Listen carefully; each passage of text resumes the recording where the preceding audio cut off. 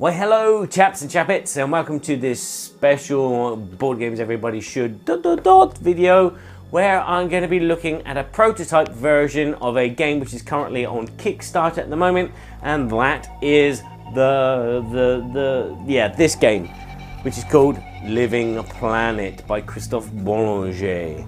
So everything you see in this video is of this prototype because this is a prototype, and so it might not represent the final version of the game.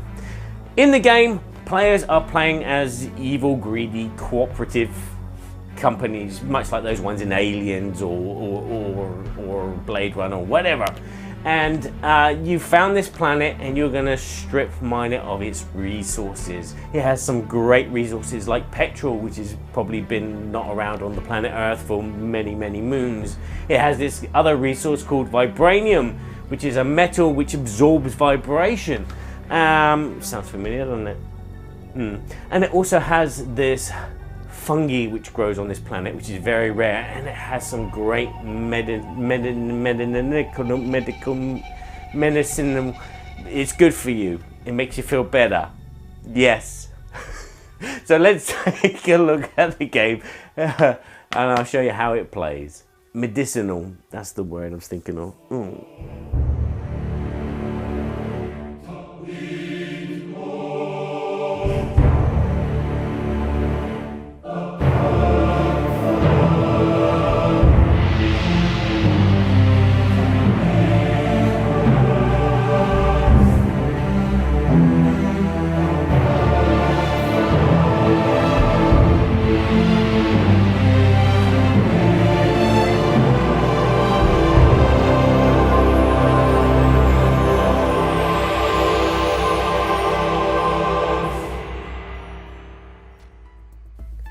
Each player will start with 6 planet cards, 1 dice of their colour, a starting base, 5 scientists, 2 motorised scientist teams, 10 automation chips, 20 mega credits, and a screen.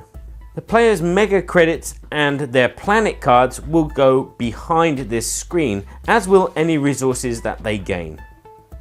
In the middle of the table, you'll place one of the starting tiles depending on the number of players. All players place their starting base on this starting tile. The other planet tiles are shuffled and placed just to the side. Also just off to the side, you'll place all the resource cubes and the market board. Use one of these resource cubes to mark the current value of that resource.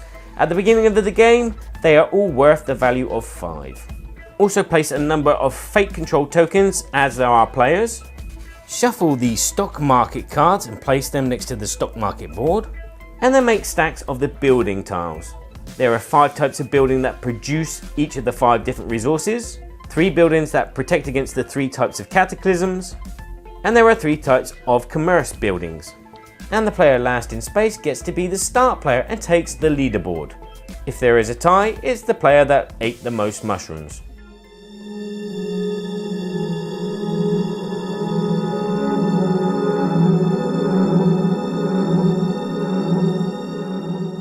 At the beginning of the game, each of the players is going to start with a scientist in their central base hub.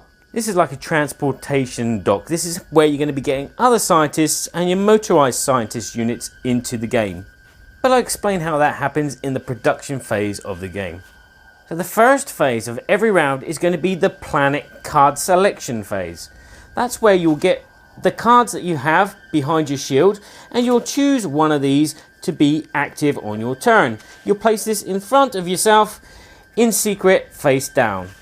If you have less than 4 players, you'll need the deck of planet cards from the colours which are not playing. You'll shuffle these, and again you'll just take one at random and place it face down. Once all the players have chosen their card, you reveal them all. And then you take the dice of each of those colours and you set the values to match what is on the card. So our leader player would take these dice and add them to his leaderboard and place them in the order that they wishes them to activate, players or even non-players. You'll also notice that each of the planet cards has a special power marked on it, but the only player that can use their power on this round is the leader player. And so we'll start with column 1, the green dice. It will pass down to the production phase. Each of the production buildings has a different value on it, and if it has a 6 on it, it will produce a resource.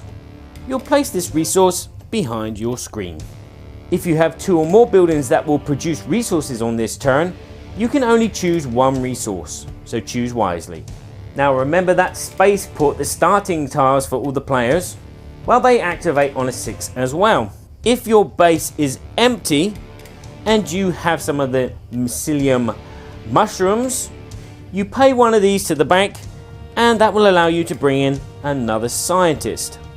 Or alternatively, if it's empty, if you pay 1 petrol, you can get a motorized science team. Once this is done, we move down to the action phase. On this action phase, only the green player can do 2 actions. There need to be 2 different actions, but you have 6 to choose from. There's explore, move, construct, trade, subvention, and fate control. In exploration, you'll take a number of tiles depending on the number on the dice. So on the green dice, it was 6, so we take 6 tiles. We look at them, and then we choose one of these tiles to add to the map. When you add a tile, you must make sure that it connects properly like a jigsaw puzzle, and that the mountain always touches the mountain and the desert always touches the desert.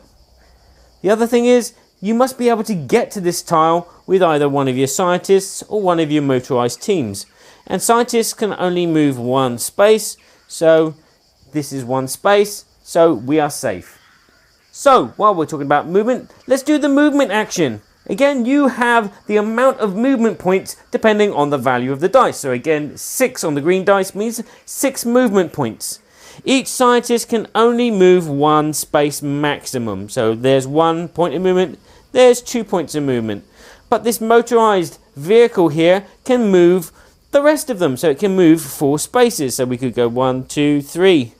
At any time you can stop and waste any movement points that you have left. If you wish to construct something, one of your science team or motorized science teams needs to be on a tile with empty spaces on it. So therefore, the green player could not build an oil rig on this space here, but they can do here. You'll need to pay 5 mega credits to the bank to do this. You'll take the pile of the oil refinery drills and you can flick through them because each of them has a different number on them. So this one's a 4, this one's a 1, this one's a 6. So they will produce on those numbers. You choose one and you place it on the appropriate resource. You'll place one of your automated markers on it, and you'll also have to place this scientist in there. He's working in there at the moment. You can, if you wish, build one of the protective buildings. These can go on any of the empty spaces or the spaces where there's resources. But again, you'll need to have a scientist there. You'll need to pay the 5 mega credits, and you'll also need to put an automation token. The same goes for the commerce buildings that cost 5, but they also cost 1 of the resources as marked. Speaking of commerce, the commerce action. What you'll do is you'll draw a number of commerce cards depending on the value of the dice.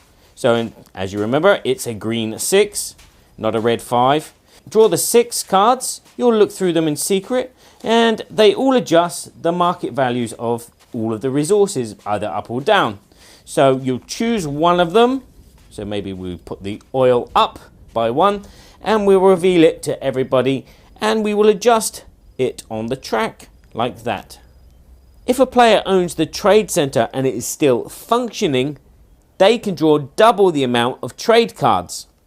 If a player owns the marketing depot, they can play 2 market cards when they do the trade, adjusting 2 of the resources. That player can now buy or sell 1 type of resource and get its value wherever it is marked on this track. Remember that the green player had a 6 on their dice, which means that they could sell or buy up to 6 oil or electricity or vibranium, whatever they had. So let's say, for example, I was to sell these 3 oil. I would get 3 times 6, which is 18 in the mega credits, and what would happen is the stock market would adjust. It would go down by 1. But if I was to buy something, buy a resource, it would always go up by 1. And if a player owns the finance department, they can buy or sell 2 different resources when they do the trade action. If at any time a resource gets to 10 and needs to go past 10, there's a market crash and it immediately drops down to the value of 1. All players would have to sell all of their cubes of that resource and only get 1 mega credit for each. If you choose the subversion action, you get to take the amount of money as marked by your value of your die. So in this case, I get 6 mega credits. And if you choose the fake control action, take a fake control token and place it in front of your screen. You can use this token once on the next round. By using it, you can change the value of your dice. Now you could change it when you go into the production phase, because maybe you have a factory which you want to produce some resource, but it only produces it on a 3. Or you may wish to change it as it goes into the cataclysm, which means that maybe you're protecting one of your factories or buildings from damage from this living planet. Once you've used your fate token, you place it back in the pool ready to be taken again.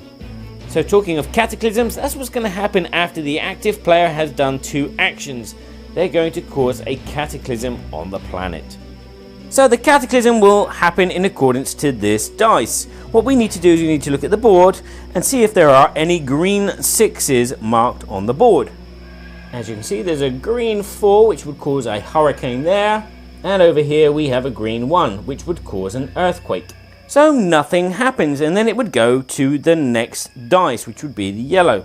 But let's just say that this was actually a 4, which would mean that this tornado is active. Everything on this tile will be devastated by this tornado. Not this tile, not this tile, not this tile, but everything on this tile.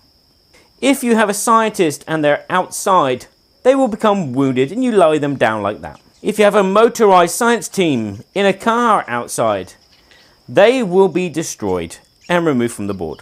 If you're a scientist or you have a motorized team inside a building, they are kind of safe. You could decide to make them wounded or make them disappear from the game. Or instead, you could sacrifice the automation of that plant or building. If there is nobody in the building, you will have no choice but to sacrifice that. This building is now owned by nobody and will produce no resources. At any time during the game, you can give one of your injured scientists a mushroom, a magic mushroom, a mycelium. You remove this from behind your board and pay it back into the reserve, and this will heal your scientist. Again, at any time during the game, if you wish to restore the automation of one of your buildings, you pay 5 mega credits, and then you make sure that you have a scientist or a motorized scientist in there, and then you can replace the automation. If during a production phase a number turns up which is useful to you, like this 2, you can decide to do one of 2 things. You can either make this scientist produce the resource needed, or you can make this scientist restore the automation. If a player owns one of the defense buildings, they could spend the resource needed to stop that hurricane, that geyser, or that earthquake from going off. This one heroic act will protect everybody on the board from that cataclysm. And then we activate the second dice. The second dice is the yellow player, which is an NPC player. So it will produce on the production phase, but it will not have 2 actions, and then it will cause a catastrophe to happen. Then we follow up with the red dice. We would go to the production, then the red player would have 2 actions, and then there would be a cataclysm before we do the same with the 4th dice. Now that all the dice have been activated and all players have had 2 actions each, the leader, before passing on his leadership, must decide to deplete the planet of 1 resource. He can either deplete one of the petrol, one of the vibranium or one of the metal. When he does decide, he takes this resource and he places it up the top here. This is a round tracker. There's going to be 12 rounds before the game ends. And as you can see, the planet is getting fewer and fewer supplies. The player on the left will then gain the leaderboard and they will have control of the dice and what position they start in.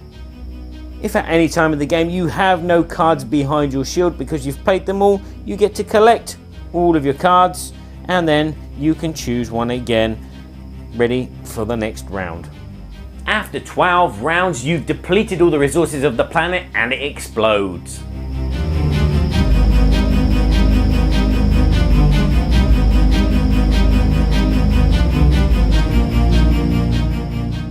Each factory that you own will gain you 2 points. So if it's got a scientist in it or an automated marker of your token, it's 2 points. If it's got nothing in it, it's nothing. Each defense building you own and each financial building you own will gain you 1 point. Also, any motorized teams that you have on the board will give you a point.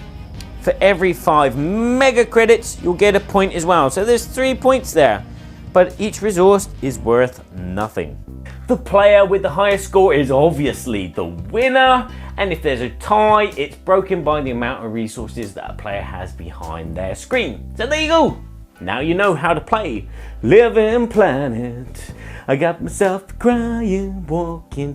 Anywho, if you found this video informative, hopefully it's pointed you in the direction whether this is a Kickstarter for you. If it is, hurry up, click the link which is on the screen now, because this Kickstarter finishes on the 15th of December 2017. There you go. Thanks for watching. If you want to find out more about this game, I'm going to do a second video, which is my first impressions of the game. So look out for that coming very soon. And there you go. Thanks for watching. If you like this video, give it a like. If you know someone that might like this game, share this video with them.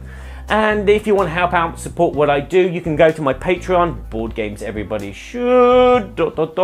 and just throw a few pennies my way. Maybe get yourself a promo, or maybe get yourself entered into my monthly prize draw. So all that remains for me to do is say ciao for now, and remember to play nice with each other. Just sitting at the table next to Felicia.